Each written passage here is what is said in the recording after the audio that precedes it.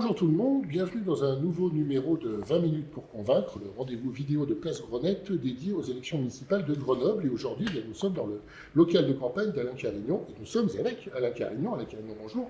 Bonjour. Alain Carignon, alors première question, une nouvelle candidature, vous étiez déjà candidat en 2014, vous n'étiez pas candidat, non vous étiez candidat en 2020, pardon, mais vous n'étiez pas candidat en 2014, vous étiez sur la liste de M. Chanussy. Pourquoi aujourd'hui cette candidature et est-ce que vous avez l'impression de bénéficier d'une dynamique plus favorable peut-être qu'en 2020 ? Pourquoi ? Parce que Grenoble est en crise, une crise terrible, une crise financière, une crise sécuritaire, une crise écologique et une crise sociale. Et donc, pour y faire face, il faut de l'expérience, il faut du courage, il faut de la volonté, il faut une équipe diversifiée, comme nous l'avons constituée, qui assurera dans la durée le redressement dont la ville a besoin. J'ai le sentiment, effectivement, qu'il y a une dynamique et l'union que nous avons réalisée avec Pierre-Édouard Cardinal, Émilie Chalas, cette large union qui est au fond historique. C'est la première fois que la droite, le centre, une partie de la gauche se mettent ensemble pour proposer une alternative. Je pense que cela a créé une dynamique extrêmement importante sur le territoire. Si vous êtes élu, allez-vous aller au bout de votre mandat? Parce que vous allez sur vos 77 ans, donc c'est une question qu'on peut se poser. Et est-ce que c'est votre dernière campagne cette année? La réponse sur ma vie ne m'appartient pas, elle ne dépend pas de moi. En tout cas, je veux assumer ces fonctions pour redresser la ville, mettre en place toutes les mesures qu'il faut, qui sont très difficiles. Parce que financièrement, ville et métropole sont asphyxiées, vous le savez, il y a le siège de la métropole à construire, dont 70% restent à financer. Il y a le fait qu'on ne peut plus entretenir les trottoirs, il n'y a plus d'argent. Il y a le fait que Laurence Ruffin prévoit une nouvelle augmentation de la taxe foncière, si elle est élue, qu'il nous faut stopper. Donc tout ceci mérite des mesures d'urgence. Il faut les prendre rapidement. Il faut savoir sur quel bouton appuyer. Donc je suis prêt avec mon équipe. Et ensuite, cette équipe assurera dans la durée la continuité de ce qu'il faut faire pour Grenoble. Ah ben justement, les premières mesures, si vous êtes élu au soir du 22 mars, ou du 15 mars d'ailleurs, les premières mesures que vous mettez en place pour Grenoble, quelles sont-elles ? Entre mars et décembre, il faut s'attaquer aux dépenses de fonctionnement ville-métropole pour réaliser des économies de fonctionnement. Sinon, en mars 2027, il faut augmenter massivement les impôts comme le prévoit Laurence Ruffin. Donc pour stopper la hausse de la taxe foncière, il faut se mettre au boulot tout de suite sur l'aspect financement, c'est-à-dire mutualiser tous les services possibles, ville, centre, métropole, pour faire ces économies de fonctionnement, stopper les doublons, tous les doublons qui existent et qui sont très nombreux, et avec ces économies, trouver les moyens de réinvestir sur la propreté, sur la sécurité, sur tous les sujets que j'imagine on va aborder. Donc voilà ce qu'il faut faire. D'abord, stopper la hausse d'impôts, se donner les moyens de s'attaquer à l'insécurité et à la propreté. Justement, vous parlez de la propreté. Pour vous, comment vous allez redonner vie à Grenoble, notamment dans le centre-ville? Le centre-ville, il a besoin de retrouver son attractivité, il a besoin de retrouver une sécurité minimale, et il a besoin de retrouver une propreté et un accès, avec un stationnement qui soit plus prohibitif en termes de tarifs, avec des possibilités de circulation qui permettent à tous les modes de déplacement de cohabiter. Et puis ensuite, il a besoin d'une revalorisation générale par la valeur des biens qui permettent à nouveau au commerce, aux fonds de commerce, de retrouver la valeur qu'ils ont perdue. Donc c'est cet ensemble-là que nous mettrons en place, d'ailleurs avec ceux qui m'accompagnent, dont Olivier Curteau, le président du collectif des commerçants, qui figure sur ma liste, et d'autres avec lesquels nous avons travaillé à un plan qui permette à nouveau à Grenoble de redevenir attractive. Est-ce que vraiment la ville, la commune, peut jouer sur l'installation des commerces? Après tout, les centres-villes se désertifient un peu partout. Est-ce que vous pensez vraiment qu'il y a des marges de manœuvre? C'est faux, ce que vous dites, c'est faux. Ouais. C'est statistiquement faux. Grenoble est à plus de 14% de taux de vacances commerciales. Nantes est à 6%. Bien sûr qu'il y a des problèmes dans les centres-villes, mais entre 6 et 14, on a une situation grenobloise particulière. Et cette situation particulière, elle est due à la politique municipale. L'absence de politique sur la sécurité, l'absence de politique sur la propreté, les mesures anti-stationnement, quand on pense qu'on ferme même le parking de l'Esplanade, un parking donc relais qui permettait d'arriver du nord et de stationner à l'entrée de Grenoble et ensuite de prendre le tram pour être dans Grenoble. Même cela est fermé. Donc il y a une politique qui a fermé la ville totalement dans tous ses aspects et qui produit les effets que nous voyons, avec en plus la création d'un centre commercial à Nerpic qui a été décidé par les élus actuels, par les élus de la métropole, et qui a donc créé une concurrence supplémentaire. L'agrandissement de Grand Place, plus 5000 m², qui a été décidé par les élus grenoblois et qui fait donc concurrence au centre-ville, toutes ces mesures ont abouti à tuer le centre de la métropole. Et vous parlez notamment des transports en commun également. Quelles sont vos mesures par rapport à cela? Parce que j'ai pu comprendre que vous vouliez agrandir le réseau grenoblois. Oui, parce que pour la première fois depuis l'arrivée du tramway en 1983, quand j'étais maire, les transports collectifs n'ont plus progressé à Grenoble. C'est la première fois. Il a fallu que les élus verts arrivent pour que les transports collectifs ne progressent plus. Plus en nombre d'usagers et plus en kilomètres. C'est la première fois depuis 12 ans qu'on ne crée pas 1 kilomètre de tramway supplémentaire.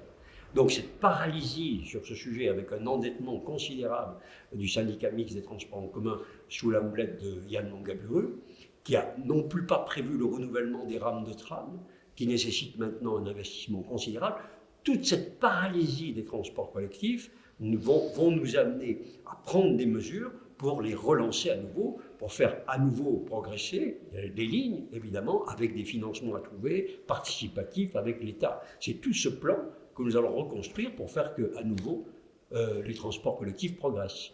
Et puisque l'on parle des transports en commun, il y a beaucoup de candidats qui prônent la gratuité des transports.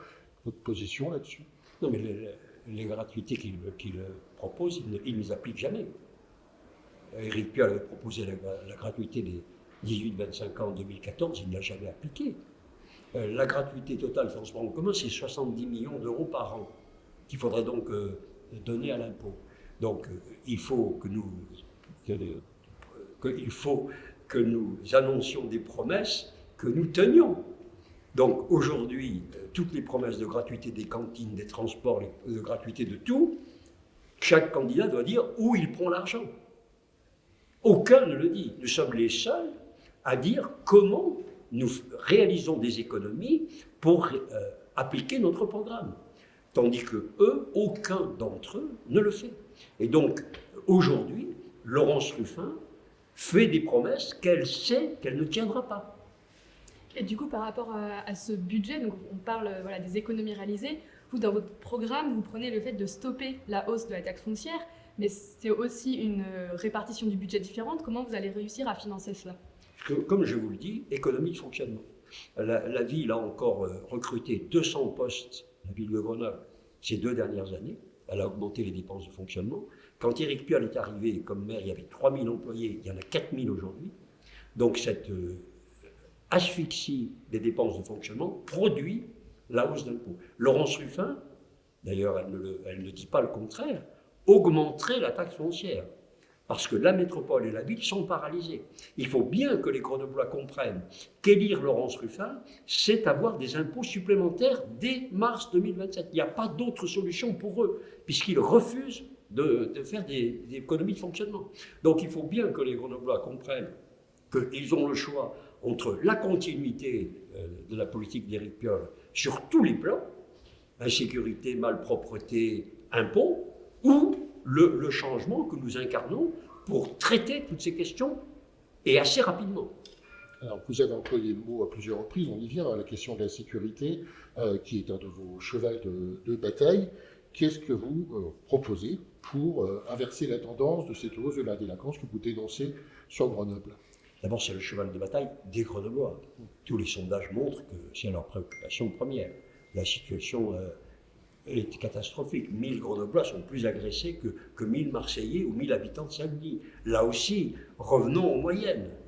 C'est-à-dire, faisons baisser ce taux de délinquance considérable. Alors, vous savez, nous avons notre panoplie de mesures qui sont connues. Hein. On recrute des policiers à partir de 2027. On a fait des économies de fonctionnement, donc on peut recruter 50 policiers par an à partir de 2027. On crée un PC opérationnel 24 heures sur 24, on arme la police municipale parce qu'évidemment, elle ne peut plus sortir dans les rues puisqu'elle n'est pas armée, elle refuse de sortir dans la plupart des cas. Ils exercent leur droit de retrait, ce qui est normal, mais ils ne vont pas se mettre en danger, les policiers municipaux, ils ont des délinquants armés et eux-mêmes sont démunis. Donc nous avons ce plan, ce PC opérationnel, avec Guillaume Josserand, qui est l'ex-commandant de police qui est à mes côtés, qui serait notre adjoint à la sécurité. On met en place ce plan de façon raisonnée, sérieuse, et en parallèle, bien sûr, on a toute la politique de prévention, qui est aussi très complète, mais il y a d'abord ce plan de sécurité. Et du coup, donc, vous parlez aussi d'installer plus de caméras de vidéosurveillance. On a vu beaucoup de critiques par rapport à ces caméras, puisque souvent on parle du fait qu'elles sont aussitôt installées, elles sont tout de suite démontées. Est-ce que pour vous, c'est pas aussi une perte de moyens et de temps aussi d'installer ces caméras dans toute la ville? Comment vous pouvez contrer un petit peu cela? On installe 350 caméras. Vous savez, Éric Piolle et Laurence Ruffin sont dans le déni complet. La police nationale demande, par exemple, 7 caméras place Saint-Bruno. Si la police nationale les demande, c'est pas parce qu'elles sont inutiles, c'est pas parce qu'elles vont être détruites. Si elle les demande, c'est parce qu'elle en a besoin pour lutter contre la délinquance et les dealers. La municipalité et Laurence Ruffin leur refusent. Donc, je prends l'exemple très concret de la place Saint-Bruno. Le procureur de la République a dit, et Éric Piolle le traite de menteur, il a dit qu'il ne restait plus que 20 caméras utiles à Grenoble. 20 caméras qui puissent être utiles à la répression. C'est une situation catastrophique.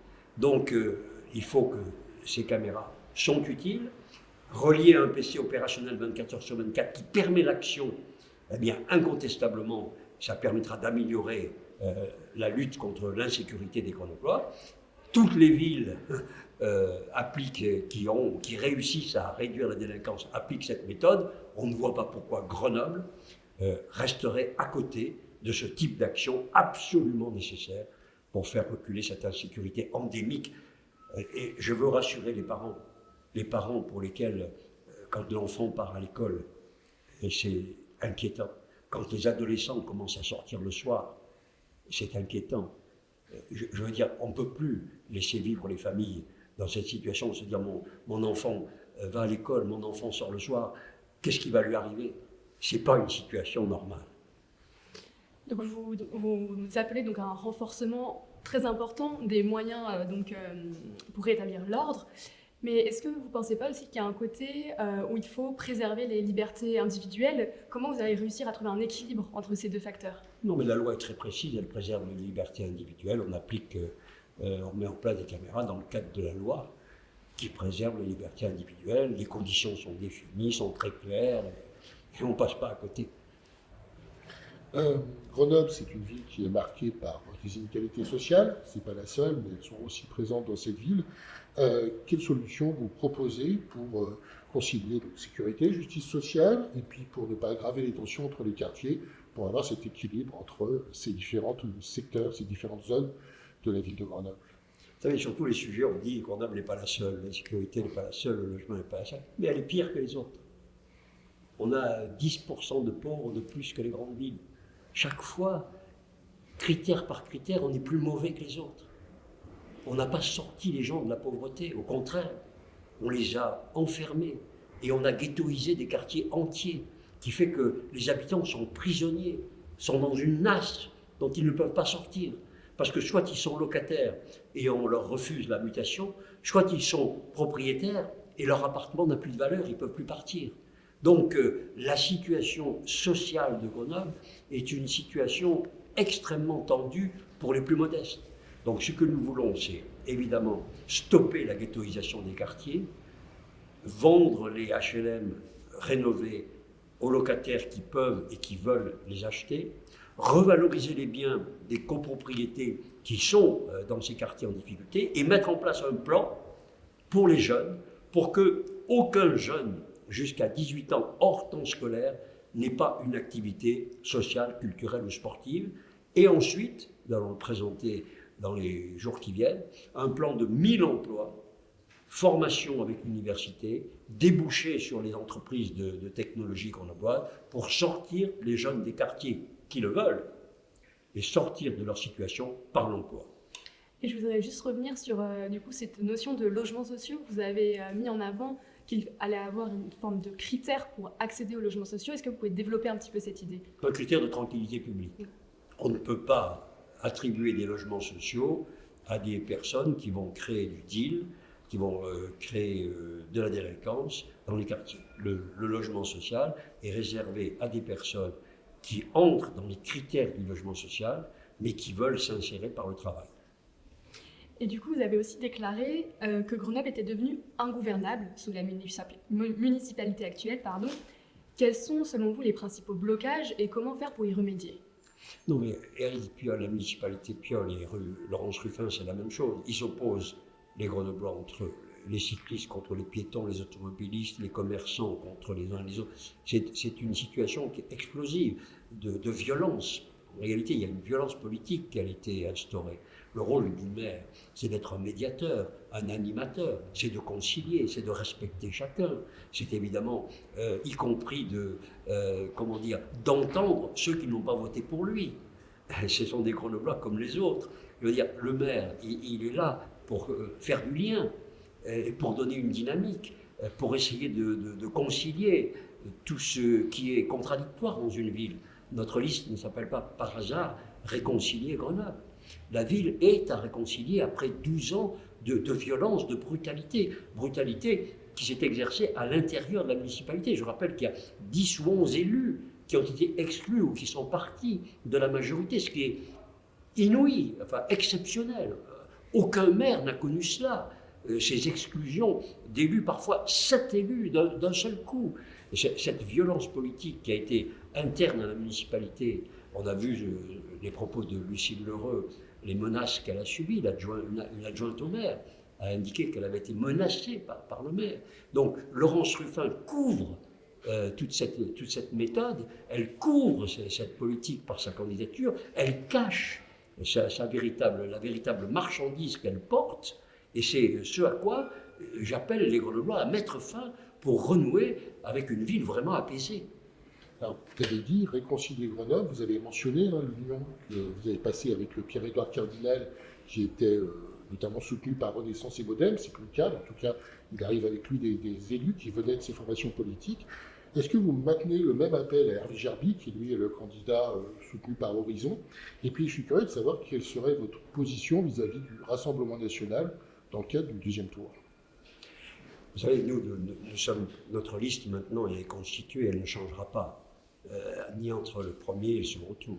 Maintenant, nous appelons les Grenoblois, quel que soit le candidat pour lequel ils veulent voter, à se rallier, à s'unir, à se rassembler avec la liste Réconcilier Grenoble. Il est acquis que le choix de Grenoble, ce sera ou Laurence Ruffin ou la liste Réconcilier Grenoble. Tout le reste, mais ce sont des candidatures de témoignages à caractère ou personnel ou national. Grenoble n'a pas besoin de cela. Grenoble a besoin de changement. Le changement, nous l'incarnons, nous le portons, nous le voulons. Toutes celles et tous ceux qui voudraient au premier tour, pour des questions tout à fait respectables, bien sûr, voter pour tel ou tel, etc., moi je les appelle à nous placer le plus haut possible au premier tour, de façon à pouvoir l'emporter au second. Il ne faut pas que ces voix se perdent en route. Et au deuxième tour, j'appellerai tous les Grenoblois. Mais il y a des Grenoblois qui auront peut-être voté pour des listes d'extrême gauche qui ne souhaiteront pas voter Laurence Ruffin. Et il y a beaucoup de Grenoblois de partout que je vois qui votent ici ou là au premier tour, mais qui n'entendent pas reconduire la politique d'Éric Piolle. Ils veulent mettre fin à cette politique et ils savent que Laurence Ruffin ferait exactement la même chose, appliquerait les mêmes principes. Elle a d'ailleurs reconduit 13 élus de postes clés, ceux qui ont échoué avec le commerce, ceux qui ont échoué avec la propreté, ceux qui ont échoué avec les quartiers, sont des candidats dans la liste de Laurence Ruffin. Donc, beaucoup de Grenoblois, de toute tendance, au second tour, devront se rassembler sur Réconcilier Grenoble s'ils veulent le changement.